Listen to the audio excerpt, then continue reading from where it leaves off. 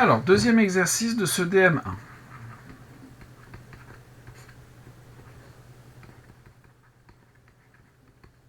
Là aussi, un exercice pris d'une épreuve de bac. Enfin, quand je dis qu'ils sont pris d'une épreuve de bac, c'est globalement l'exercice vient d'une épreuve de bac, mais je ne l'ai pas copié-collé tel quel. J'ai fait quelques petites modifications.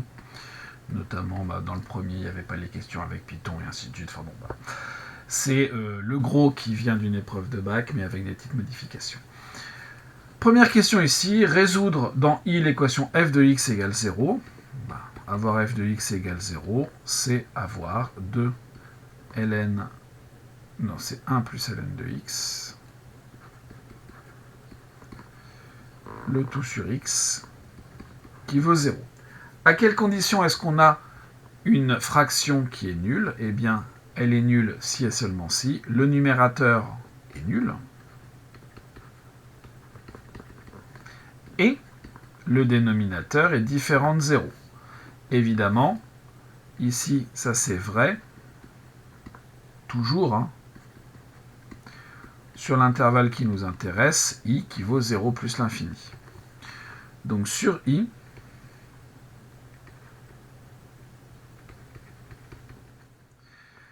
ça revient à dire que 2 facteurs de 1 plus ln de x est égal à 0.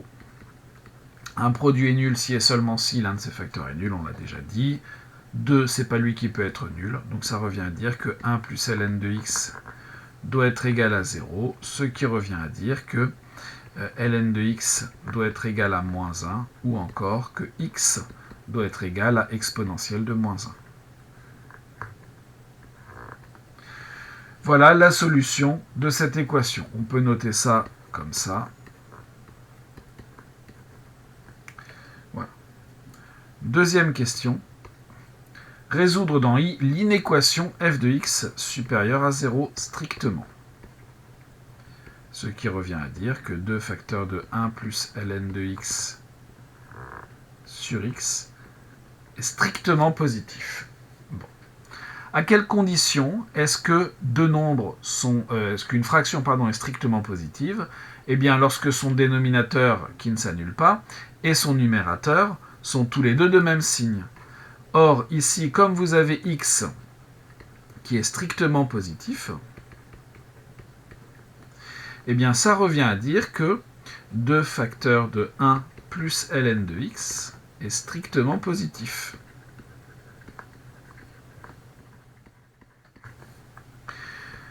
Ce qui revient à dire, quand est-ce qu'un produit est positif? Eh bien, quand les deux termes du produit sont de même signe, comme 2 est positif, ça revient à dire que 1 plus ln de x est positif. Ce qui revient à dire là aussi que ln de x est plus grand que moins 1. Ce qui revient à dire que x est plus grand que exponentielle de moins 1, puisque la fonction logarithme, par exemple, est strictement croissante, mais ça marche aussi avec l'exponentielle.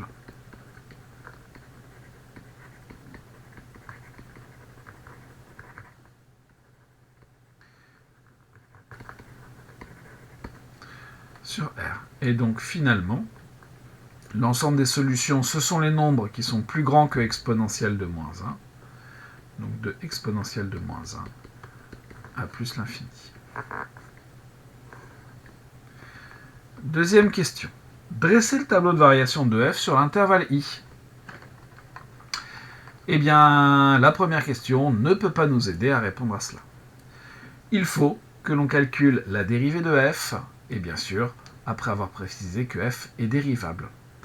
Donc, notre fonction f est dérivable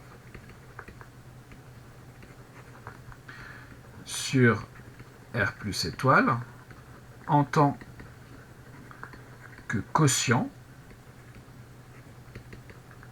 de telle fonction dont le dénominateur ne s'y annule pas.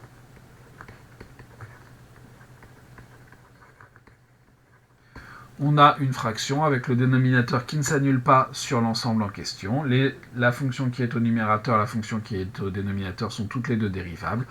Et donc ça nous donne un quotient qui est dérivable sur ici R plus étoile. Je me donne x appartenant à R plus étoile. F' de x va être égal à quoi? Alors, la dérivée du numérateur, donc je vais avoir 2, facteur de 0 plus dérivée du logarithme, c'est la fonction inverse. Donc ça, c'est u' multiplié par v, moins la dérivée du dénominateur multiplié par le numérateur, le tout sur x au carré.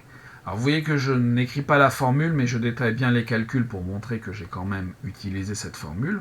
Donc ici, je vais avoir 2 fois 1 sur x fois x, ce qui va me donner 2. Moins 1 fois 2, 2, facteur de 1 plus ln de x, le tout sur x carré, c'est-à-dire 2 moins 2 ln de x, le tout sur x carré, si vous préférez, moins 2 ln de x sur x carré.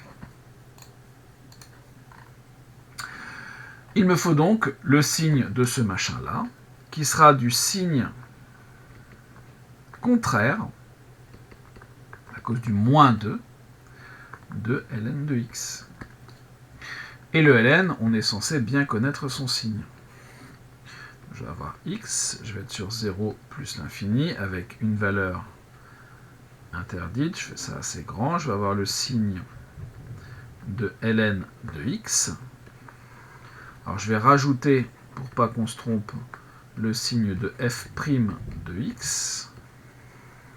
Et je vais avoir ici les variations de f. ln de x, ça change de signe en 1. Avant 1, c'est négatif, après 1, c'est positif. Donc f' de x, qui doit être du signe contraire, je vais avoir plus et moins. Et voilà mes variations. Je peux calculer l'image de 1. Je vais avoir ln de 1 qui vaut 0, donc au numérateur, je vais avoir 2. Voilà. Je pourrais calculer les limites en 0 et en plus l'infini, mais à cause du ln de x et du x, ça va faire intervenir des croissances comparées. C'est un petit peu compliqué et on n'en a pas vraiment besoin, donc on peut laisser ça comme ça. Voilà pour l'exercice 2.